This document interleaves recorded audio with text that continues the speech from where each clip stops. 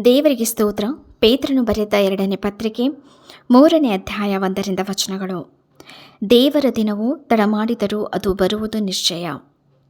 ಪ್ರಿಯರೇ, ನಿಮಗೀಗ ಬರೆಯುವುದು 2ನೇ ಪತ್ರಿಕೆ. ಪರಿಶುದ್ಧ ಪ್ರವಾದಿಗಳು ಪೂರ್ವದಲ್ಲಿ ಹೇಳಿದ ಮಾತುಗಳನ್ನು ಕರ್ತನಾದ ರಕ್ಷಕನು ನಿಮ್ಮ ಅಪೋಸ್ತಲರ ಮೂಲಕ ಕೊಟ್ಟ ಅಪ್ಪಣೆಯನ್ನು ನೀವು ಜ್ಞಾಪಕ ಮಾಡಿಕೊಳ್ಳಬೇಕೆಂದು ಈ 2 ಪತ್ರಿಕೆಗಳಲ್ಲಿಯೂ ಜ್ಞಾಪಕ ಕೊಟ್ಟು ನಿಮ್ಮ ಸರಳ ಮನಸ್ಸನ್ನು ಪ್ರೇರೇಪಿಸಿದ್ದೇನೆ.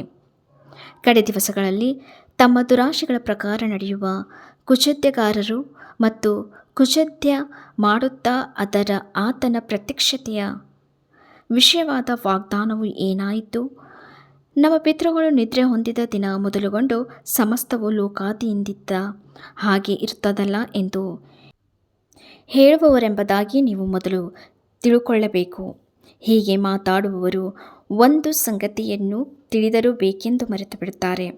ಅದೇನೆಂದರೆ, ಪೂರ್ವಕಾಲದಲ್ಲಿದ್ದ ಭೂಮಿ ಆಕಾಶಗಳು ದೇವರ ವಾಕ್ಯದ ಮೂಲಕ ನೀರಿನಿಂದ ಉಂಟಾಗಿ ನೀರಿನಿಂದ ಆಧಾರಗೊಂಡಿರುವಲ್ಲಿ ಆ ನೀರುಗಳಿಂದಲೇ ಆ ಕಾಲದಲ್ಲಿದ್ದ ಲೋಕವು ಜಲಪ್ರಳಯದಲ್ಲಿ ನಾಶವಾಯಿತು.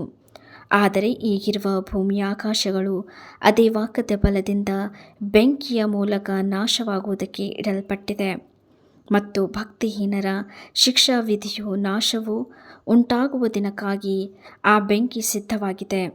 ಪ್ರಿಯರೇ, ಕರ್ತನ ಎಣಿಕೆಯಲ್ಲಿ ಒಂದು ದಿನವು 1000 ವರ್ಷಗಳಂತೆಯೂ 1000 ವರ್ಷಗಳು ಒಂದು ದಿನದಂತೆಯೂ ಅವೆ ಎಂಬುದನ್ನು ಮಾತ್ರ ಮರೆಯಬೇಡಿರಿ. ಕರ್ತನು ತನ್ನ ವಾಗ್ದಾನವನ್ನು ನೆರವೇರಿಸುವುದಕ್ಕೆ ತಡಮಾಡುತ್ತಾನೆಂಬುದಾಗಿ ಕೆಲವರು ಅರ್ಥ ಮಾಡಿಕೊಳ್ಳುವ ಪ್ರಕಾರ ಆತನು ತಡಮಾಡುವವನಲ್ಲ. ಯಾವನಾದರೂ ನಾಶವಾಗುವುದರಲ್ಲಿ ಆತನು ಇಷ್ಟಪಡದೆ ಎಲ್ಲರೂ ತನ್ನ ಕಡೆಗೆ ತಿರುಗಿಕೊಳ್ಳಬೇಕೆಂದು ಅಪೇಕ್ಷಿಸುವನಾಗಿದ್ದು ನಿಮ್ಮ ವಿಷಯದಲ್ಲಿ ದೀರ್ಘಶಾಂತಿಯುಳ್ಳವನಾಗಿದ್ದಾನೆ. ಆದರೂ ಕರ್ತನ ದಿನವು ಕಳ್ಳನು ಬರುವಂತೆ ಬರುತ್ತದೆ. ಆ ದಿನದಲ್ಲಿ ಆಕಾಶಮಂಡಲವು ಮಹಾಘೋಷದಿಂದ ಇಲ್ಲದೆ ಹೋಗುವುದು, ಸೂರ್ಯ ಚಂದ್ರ ನಕ್ಷತ್ರಗಳು ಉರಿದು ಲಯವಾಗಿ ಹೋಗುವವು, ಭೂಮಿಯು ಅದರಲ್ಲಿರುವ ಕೆಲಸಗಳು ಸುಟ್ಟು ಹೋಗುವವು. ಲೋಕಾಂತ್ಯವನ್ನು ಎದುರು ನೋಡುತ್ತಾ ಪರಿಶುದ್ಧರಾಗಿ ನಡೆಯಿರಿ ಎಂಬ ಬೋಧನೆ. ಇವೆಲ್ಲವುಗಳು ಹೀಗೆ ಲಯವಾಗಿ ಹೋಗುವುದರಿಂದ ನೀವು ದೇವರ ದಿನದ ಪ್ರತ್ಯಕ್ಷತೆಯನ್ನು ಎದುರು ನೋಡುತ್ತಾ ಹಾರೈಸುತ್ತಾ ಎಷ್ಟು ಪರಿಶುದ್ಧವಾದ ನಡವಳಿಕೆಯೂ ಭಕ್ತಿಯೂ ಉಳ್ಳವರಾಗಿರಬೇಕಲ್ಲ. ಆ ದಿನದಲ್ಲಿ ಆಕಾಶಮಂಡಲವು ಬೆಂಕಿ ಹತ್ತಿ ಲಯವಾಗಿ ಹೋಗುವುದು, ಸೂರ್ಯ ಚಂದ್ರ ನಕ್ಷತ್ರಗಳು ಉರಿದು ಕರಗಿ ಹೋಗುವವು. ಆದರೆ ನಾವು ದೇವರ ವಾಗ್ದಾನವನ್ನು ನಂಬಿ ನೂತನ ಆಕಾಶಮಂಡಲವನ್ನು ನೂತನ ಭೂಮಂಡಲವನ್ನು ಎದುರು ನೋಡುತ್ತಾ ಇದ್ದೇವೆ. ಅವುಗಳಲ್ಲಿ ನೀತಿಯು ವಾಸವಾಗಿರುವುದು. ಆದ ಕಾರಣ ಪ್ರಿಯರೇ, ನೀವು ಇವುಗಳನ್ನು ಎದುರು ನೋಡುವವರಾಗಿರುವುದರಿಂದ ಶಾಂತರಾಗಿದ್ದು ಆತನ ಎದುರಿನಲ್ಲಿ ನಿರ್ಮಲರಾಗಿಯೂ ನಿರ್ದೋಷಿಗಳಾಗಿಯೂ ಕಾಣಿಸಿಕೊಳ್ಳುವುದಕ್ಕೆ ಪ್ರಯಾಸ ಪಡಿರಿ. ನಮ್ಮ ಕರ್ತನ ದೀರ್ಘ ಶಾಂತಿಯು ನಮ್ಮ ರಕ್ಷಕನಾರ್ಥವಾಗಿ ಅದೇ ಎಂದು ಎಣಿಸಿಕೊಳ್ಳಿರಿ.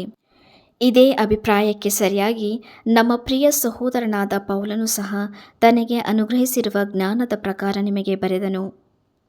ಅವನು ತನ್ನ ಎಲ್ಲ ಪತ್ರಿಕೆಗಳಲ್ಲಿಯೂ ಈ ವಿಷಯಗಳನ್ನು ಕುರಿತು ಬರೆಯುವಾಗ ಹೀಗೆ ಬೋಧಿಸಿದ್ದಾನೆ. ಆ ಪತ್ರಿಕೆಗಳಲ್ಲಿರುವ ಕೆಲವು ಮಾತುಗಳು ತಿಳಿಯುವುದಕ್ಕೆ ಕಷ್ಟವಾಗಿವೆ.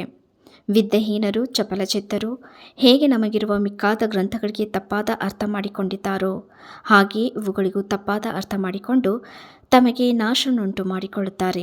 ಆದ ಕಾರಣ ಪ್ರಿಯರೇ, ನೀವು ಈ ಸಂಗತಿಗಳನ್ನು ಮುಂದಾಗಿ ತಿಳಿದುಕೊಂಡಿರುವುದರಿಂದ ಅಧರ್ಮಿಗಳ ಭ್ರಾಂತಿಯ ಸೆಳವಿಗೆ ಸಿಕ್ಕಿಕೊಂಡು ನಿಮ್ಮ ಸ್ಥಿರ ಮನಸ್ಸನ್ನು ಬಿಟ್ಟು ಭ್ರಷ್ಟರಾಗದಂತೆ ಎಚ್ಚರಿಕೆಯಾಗಿರಿ.